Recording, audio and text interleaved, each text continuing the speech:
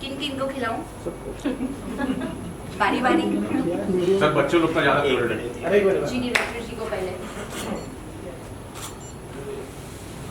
Can I have some spoons, please? Yes. Sir, here.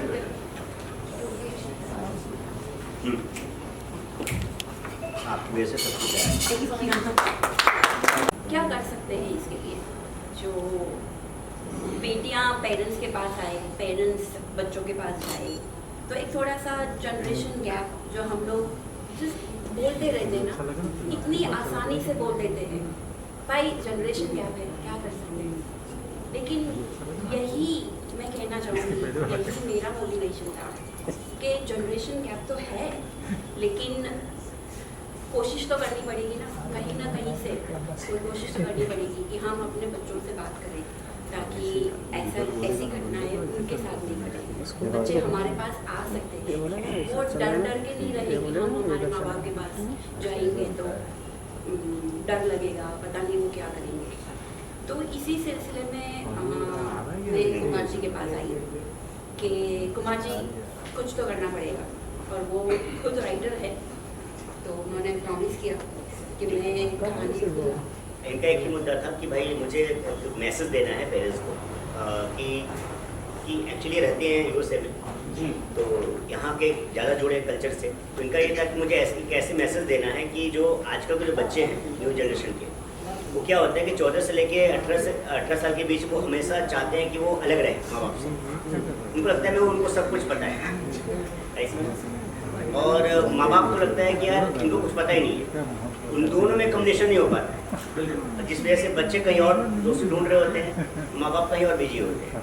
उस चक्कर में बच्चियाँ जो हैं वो सेल्टर होम जैसे जगह पे फंस जाते हैं। इनका एक मोटिव था कि मुझे किसी भी कीमत पर एक मैसेज छोड़ना है कि माँ बाप जो है अपने बच्चों पर ध्यान दें, बच्चे जो है माँ बाप की ज़्यादा करीब से दोस्त बना के कोई चीज़ छुपाए नहीं। तो ये फिल्म का मैसेज जो है इन्होंने यही देने की कोशिश किया था, जिस पर मैंने वर्कआउट किया। मेरे जी सवाल ये है, माफी चाहता हूँ किसी ने कुछ और सवाल पूछ लिया था। आपने कहा कि भाई आपको डर उस वक्त लगा जब एक कॉल आपको आया था, क्या आपको धमकी दी गई थी, रोका जा रहा था कि भाई आप फिल्म मत कीजिए नीरज जी, आपको कुछ किसी तरह का खतरा हो, कोई थ्रेट कॉल थी या क्या था उस कॉल में, ये जरा बताइए। सर अभी आज पोस्टर लॉन्च है जो फिल्म लैंड तो मैं बिल्कुल बताऊंगा आपको कि एक बार जब सेंसर सॉरी अपना रिलीज जब हो जाए ना तो फिर हम पर्सनली बैठ के चाय पी के मैं आपको बताऊंगा। बट इस चीज को मेरे को बहुत अच्छी लगी सर कि इतने सारी मुश्किलों के बाद, तकलीफों के बाद आप ये फिल्म कर रहे हैं, मैं इसे अप्रिशिएट करता हूँ। दिलीप भाई आपका सवाल है। कुमार जी मेरा आपसे सवाल है, हमने तो अखबारों में सुना है, आपने कहा कि लड़कियों से आपने सुना है। सर वो कौन सी घटना उन्होंने बताया जिससे आप रो पड़े या आपके रोटे खड़े हो गए? कोई घटना जिक्र करेंगे?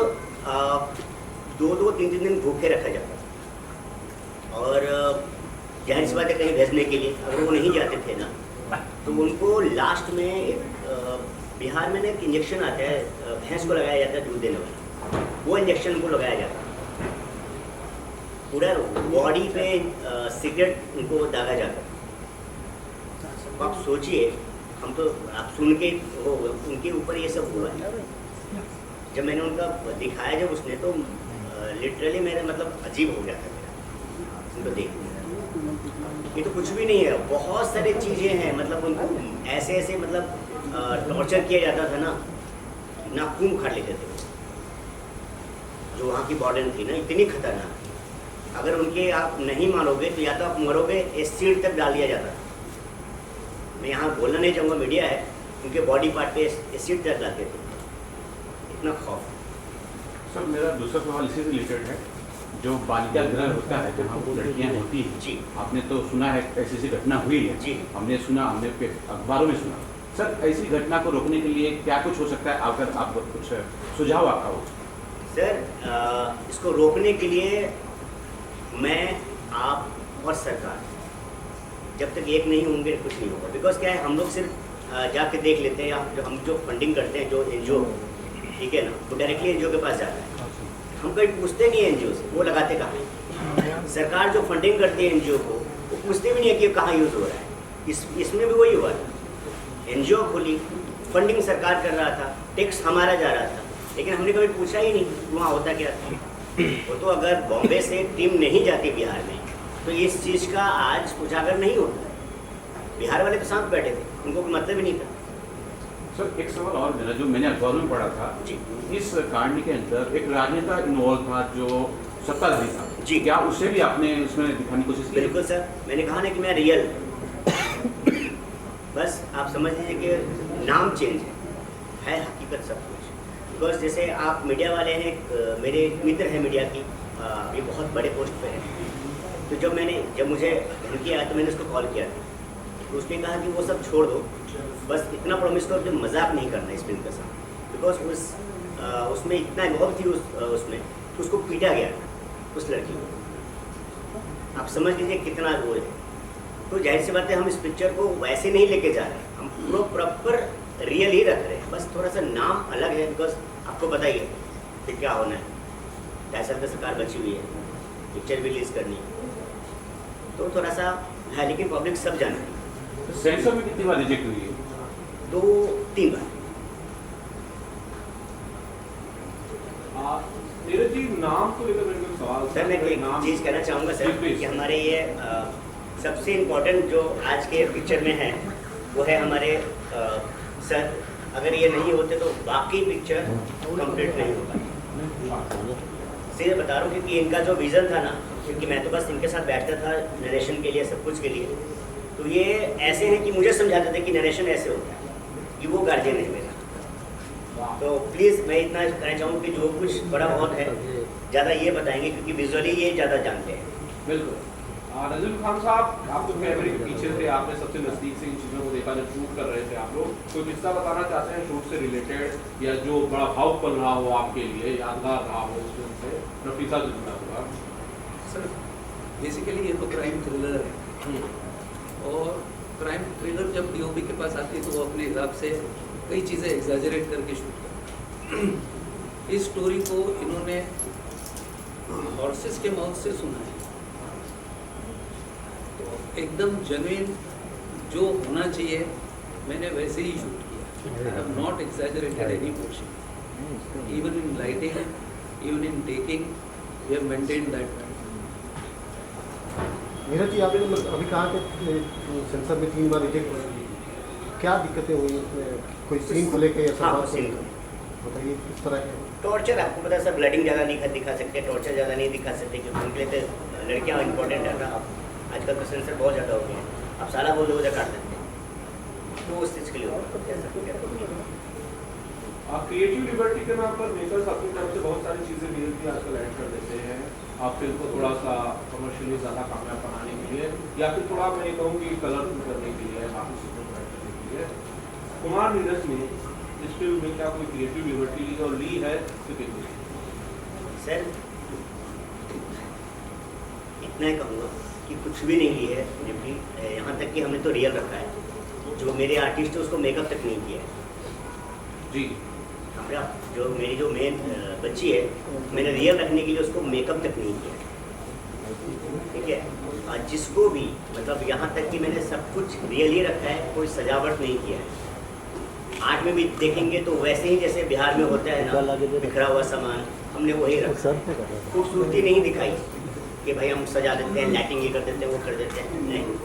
हमने कपड़े भी वही यूज़ किए हैं, जो हमने ये नहीं कि भाई ब्रांडेड कपड़े हम यूज़ कर रहे हैं उनको दिखाने के लिए, हमने वही जो वहाँ पे पहने जाते हैं। तो कहीं पे भी हमने कोई अपने हिसाब से वो नहीं लिया, जो रियल चीज़ था हमने वही करा। जी सिमरन कौशिक की आप जरा बताइए, अपने हिस्से की कहानी लगता है वो आप सुनाइए सर। आप और सुनाइए जी प्लीज। मेरे हिस्से की कहानी कुछ ऐसी है। मैं नीरज जी को ऑफिस में पहली बार मिले आई एंड हमारी मीटिंग कुछ होनी थी, शायद हाफ एन आवर की, और मुझे आज भी याद है कि मैं 4 घंटे बाद हमारा डिस्कशन इस लेवल पे जा चुका था कि सिमरन जी ये स्टोरी है और हमको इसको ऐसे करना है। वो दिन आज का दिन हम दोनों ने एक दूसरे का साथ नहीं छोड़ा है। हम रोज़ बैठते हैं, कभी कुछ नया थॉट आ गया, कभी कुछ ये सोच लिया कि यार इसको थोड़ा और बेटर कैसे कर सकते। Being a female my self, वो चीज़ों को और बेटर करने में या उसकी रियलिटी को और बाहर लाने में जो मेहनत मेरे साथ या मेरे से ज़्यादा नीरज जी ने की, वो शायद मैं नहीं कर सकती। क्योंकि एक बैरियर कहीं ना कहीं आ जाता है कि यार जो एक लड़की के साथ हुआ है उसको आप किस तरह दिखाओगे।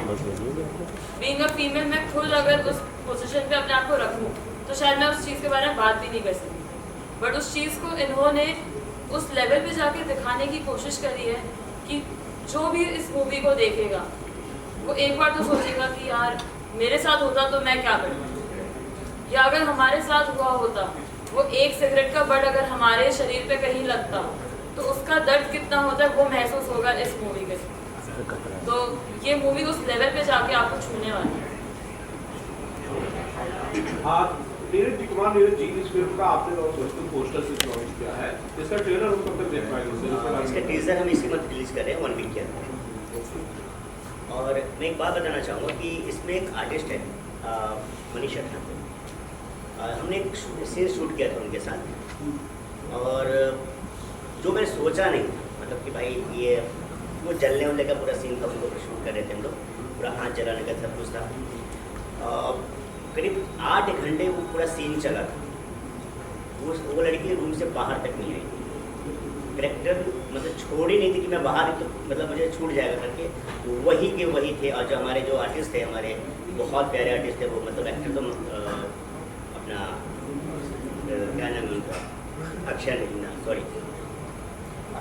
अक्षय वर्मा जी, वो साथ में थे। दोनों ऐसे थे या पूछे मत, वो चीज़ पूरा रियल हो क्या आया हमारे पास फुटेज जो आप शूट कर रहे थे, वहाँ पे सबके सब वही दर्द महसूस कर रहे थे जो वो लड़की कर रही थी। अब टीजर में वही चीज़ आप देखेंगे, हमने स्पेशली वही डाला है ताकि फील तो हो कम से कम। मैं बहुत शुक्रिया जो आर्टिस्ट हमारे, उन्होंने बहुत कुछ दिया है अपने करेक्टर से, मतलब सब कुछ रियल दिया है, कोई टाइम से नहीं। जी नीरज जी, बहुत सारे लोग सवाल करेंगे कि भाई बिहार में नॉर्थ में कहानियाँ बहुत सारी हैं, लेकिन कुमार नीरज साहब को दिखता है तो गैंग्स ऑफ बिहार दिखता है, और उसके बाद नफीसा की कहानी दिखती है। अपराध के प्रति, अपराध से जुड़ी हुई कहानियों पर ज़्यादा ध्यान दे रहे, ज़्यादा इंपॉर्टेंस दे रहे हैं उनको? नहीं जी, स्पार्क मीडिया कभी भी अपराध को बढ़ावा नहीं देती सर। हम एक ही पोर्शन देखेंगे, कहने का मतलब है कि बिहार में क्या हमेशा अपराधी होता है? आपको लगता है? पोर्ट्रेट तो ऐसे ही किया जा रहा सारे है। IPS वहीं से हैं। बिल्कुल अभी जो लेटेस्ट आया है ना नंबर 1 पे वहीं पे बिहार का ही है। बिल्कुल तो ऐसा नहीं है सर। मेरा पॉइंट ये है कि जिसमें हम मैसेज देखते हैं ना, जैसे अब नफीसा में एक मैसेज है कि माँ बाप के लिए, जैसे बच्चियों को अपने करीब ज़्यादा रखो इस उम्र में, बच्चियों को है कि ज़्यादा माँ बाप को अपने दोस्त बनाओ, बाहर नहीं। पहला ऐसा थोड़ी और दूर से खाना खा के जाइएगा। प्लास्टिक निकाल दो ना, प्लास्टिक से रिफ्लेक्ट कर रहा है।